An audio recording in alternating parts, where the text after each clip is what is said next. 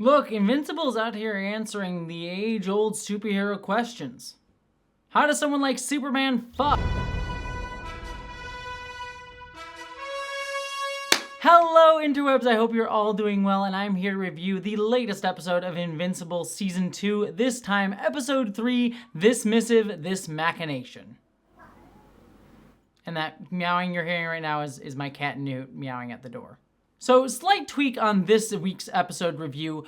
Normally I start with a disclaimer that while I've read the comic books, I'm not going to do any future spoilers for the series, and I'm not going to do a lot of that here, but right at the end of this review, like at the very, very end, I'm going to talk about a couple of like minor things that I know from the comics that sort of feed into this episode that I don't want to overtly spoil. It's not a major spoiler by any means, it's something even you could guess, but just to be extra safe, I will give a quick warning before I talk about things that, are slightly leading into future stuff from the comics and potentially the show at the end here. So I'll give a warning for that, but I just want to let people know that there will be that coming up later on in this review. And that's actually mainly going to be doing with Alan the Alien's storyline in this episode, so we will get to that at the end. But what I will talk about, staying mostly spoiler-free and then getting into spoilers in just a moment up front, is the structure of this episode was really interesting.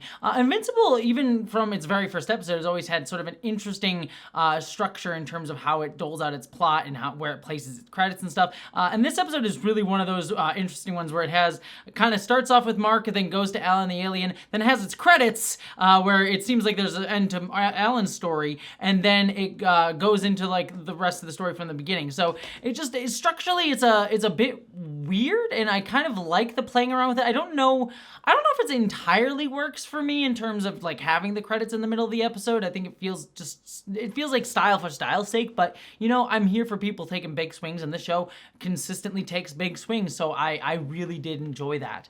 The other thing too, and it's been a critique in my past two episode reviews, and even more so in the second one than it was in the first, but now I'm kind of settling into it, and maybe other people will have a problem with it, but for me, this episode continues that slow burn aspect of this season where it's the plot isn't super pushing forward, though the ending of this episode certainly hints at it getting a little bit faster. But I don't know, I've kind of fallen into this groove that I kind of like it. Most superhero shows do kind of move really fast, especially like Marvel shows, for example. We've been watching Loki recently, and things like that. And so it's nice to actually have a superhero show that actually takes its time, and really focuses on the characters, and especially after season 1 was kind of very plot heavy. So I'm actually here for it.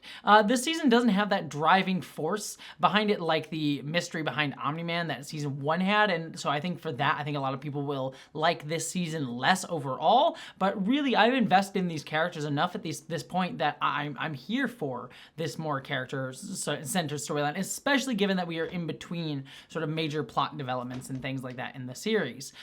So maybe other people will get a little bit frustrated with the plot speed going on here, especially compared to season 1. But for me, it is overall working, and it feels a little bit like a breath of fresh air. So, starting off, I did really enjoy seeing Mark go to college here and kind of like getting to live a normal life. Again, they're trying to building Mark's sort of dual priorities as Invincible and as him, as his normal everyday self. And I also liked him having sex with Amber. I mean, it had all the jokes that we normally think about when we think about like Superman sex. Like everyone sort of jokes like, does Superman have super sperm or things like that? Would he destroy a girl? It's like very stereotypical jokes in that sense.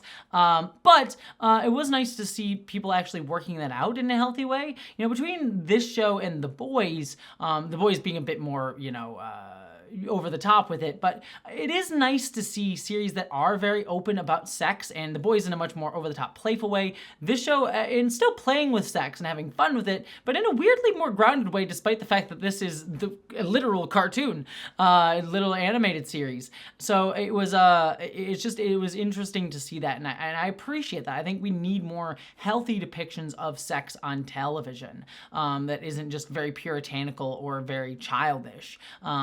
Again, I would even say The Boys, despite being, more over the top and grungy with it, is is in a weird way not childish in terms of how it deals with sex on an emotional level.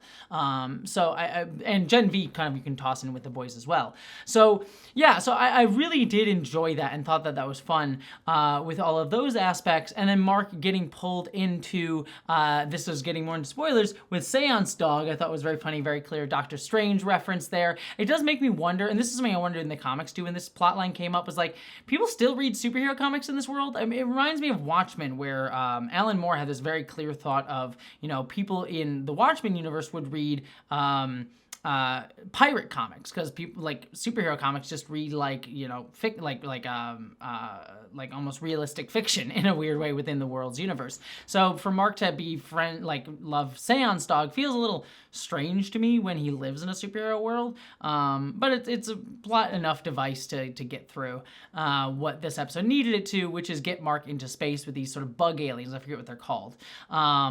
And eventually going to meet his dad, and how Mark's naivety and wanting to do better can get him in danger, as we see very clearly at the end of this episode. And also, I like seeing the healthy relationship between Amber and Mark, between the two of them, and Amber being like, "This is what I signed up for," and Mark saying, "I love you," but just missing it. Like, it's an interesting sort of like healthy relationship that you can see that there would be frustrations built over time, but they're starting in a healthy place and being communicative about it. So I just really like that development, instead of it just being so upfront with, like Amber being a jerk or something like that, to Mark for going to do what he wants to do. It's just, it feels very healthy. And I really do like that depiction. It feels more mature in a sense that, like, you can then, when you start with a healthy relationship, you can talk about more complex issues rather than being melodramatic from the start, which often teenage romance storylines fall into very easily, and especially in the superhero genre. So loving all of that. We also get Deborah Grayson going to a sort of support group for superheroes, and even there being ostracized because she is the wife of Omni-Man, and still not being able to fully connect with anybody, and just seeing how isolated she is. Isolated from Mark, isolated from other people who live within the superhero community because of who her husband was, and sure being, in a way, victim blamed for it by this other guy who tried to reach out to her and then realized who she was married to, and blaming her. It was very effective and very real. Like, you could easily buy this happening, and this isolating Deborah more and more and more and more. Again, I'm liking the very honest depiction of Deborah's pain and frustration and loneliness that she's dealing with. It feels very gradual and very well built.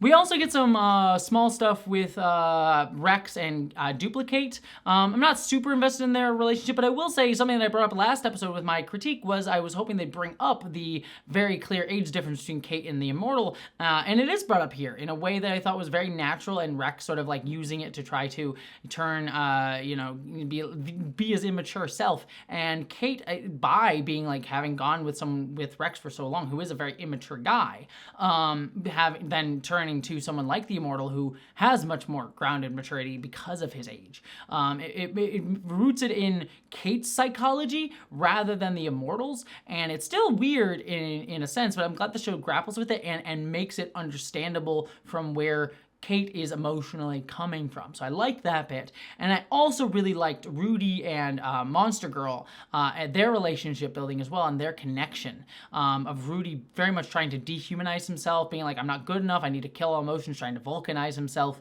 as definitely people certainly say. But then we see him going out with Monster Girl and slowly starting to connect with the world around him in a way that he never was able to, because he was so disfigured and disabled, because the world didn't see him as human, and he didn't see himself as human, and he sort of put himself only into intellectual pursuits. But now he has an emotional connection, because he is, not disabled and disfigured, which sucks. It sucks that that's the way the world treats disabled and disfigured folks, like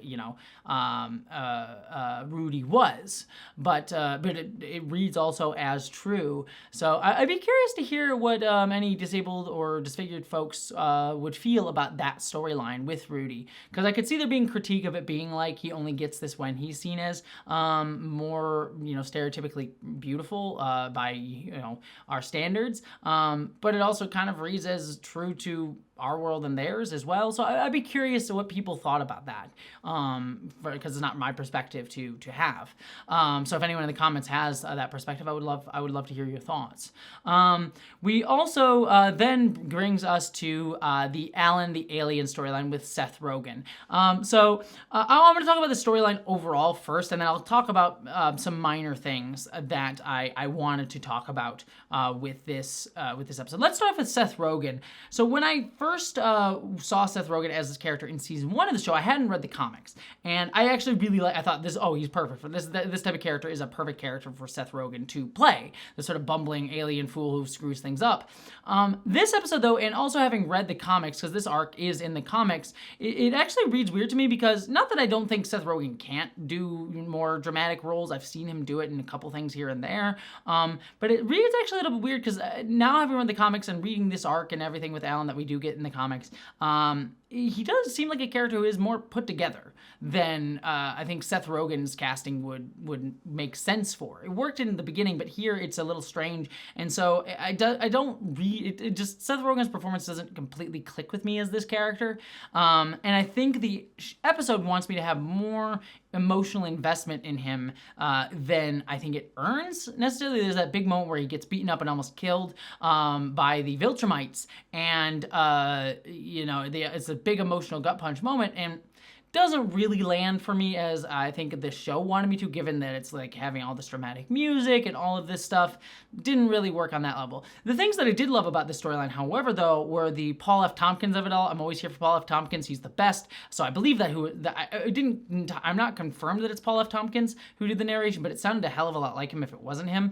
So I did like that. And then the cut back to like both storylines are about having sex. So the narrator has to be like, we'll talk about the cat licking its butt at one point. So I thought that was fun. But the other thing I liked about this is it starts to get us invested more in the galactic goings on of the series. I mean, it's by no means probably a shock to anybody that the series is going to expand out from Earth, given what we see in this episode, both of the Bug People and Omni-Man, as well as, just building out the more galactic world building in Alan's storyline. So I think while Alan, the character, didn't necessarily land as hard as I think the show wants me to, I still thought it was a great introduction to this universe in a very interesting way, like giving us that in.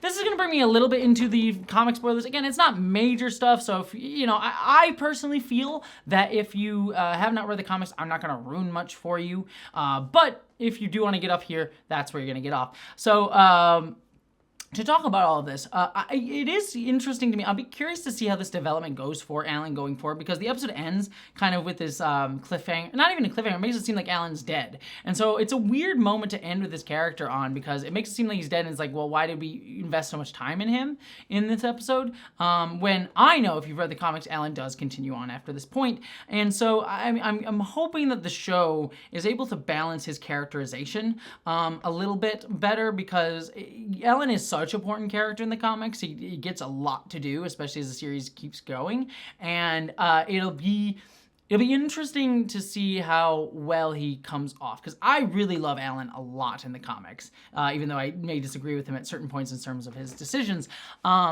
But here it's playing the same exact way, but it isn't landing as well for me. And I think part of that's just the kind of how fast we're going through it, and also part of it's Seth Rogen's performance, which is, it's not bad, but it doesn't really get me. It just doesn't feel right to me.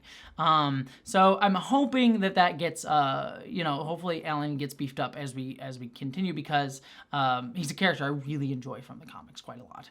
So yeah, we'll see how that goes. But that is all my thoughts on episode 3 of Invincible Part 1, Season 2, Part 1. I'm excited for the, I guess, mid-season finale next week, because we get the return of J.K. Simmons as Omni-Man. Both things that I find very fascinating. I mean, J.K. Simmons never lets me down in anything he does. Yeah, very excited and pumped for that, but we will get there when we get there. But until then, I hope you all, my friends, live long and prosper.